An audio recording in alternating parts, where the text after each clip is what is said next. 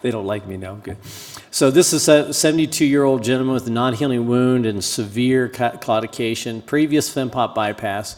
He has no vein left. His ABI is 0.34. He had actually been referred for an amputation because he's having some rest pain, and he didn't have any conduits. So he was told he had a no endo solution. We'll see if you agree.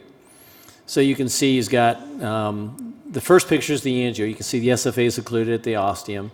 The middle one, you can see this is, again, real calcification. This meets everybody's definition of severe. And then it doesn't really reopen or recanalize until that mid-popliteal. This is a tough case. And this is one that if he had had vein or anything like that, I probably would have strongly considered before now taking this patient to surgery. So this is the wingman. And we worked on this top cap for 6 minutes. Got through, and finally, as we got through that calcium, you just kind of keep interrogating it till you see all of a sudden that wire starts to traverse.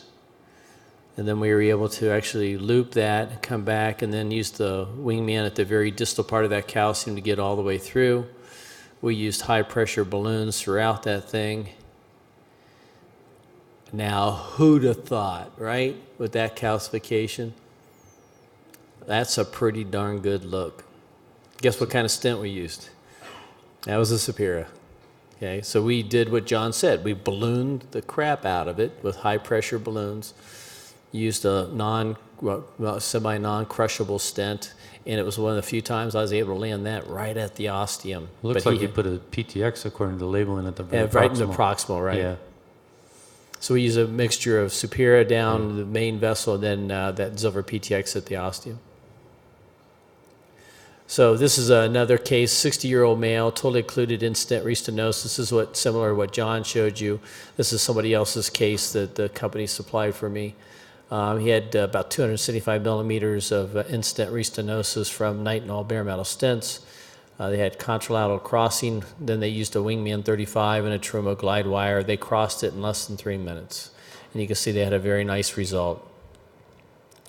So, we talked about this already, but I mean, you've had this experience as well, right? Where that sometimes the stuff in those stents is just really hard fibrotic stuff. Oh, yeah.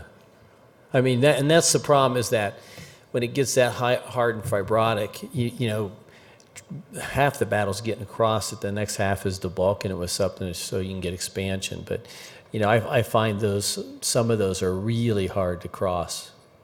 I don't know, some of you aren't old enough to know the old wall stents. John and I did.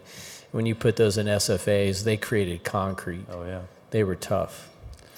Now, we haven't really talked about the catheters themselves. Maybe you can just kind of take us through the different sizes of the Wingman, Gary, and the different wire capabilities and stuff. Sure. Let's do one more case, and then we'll go back to that slide. Okay.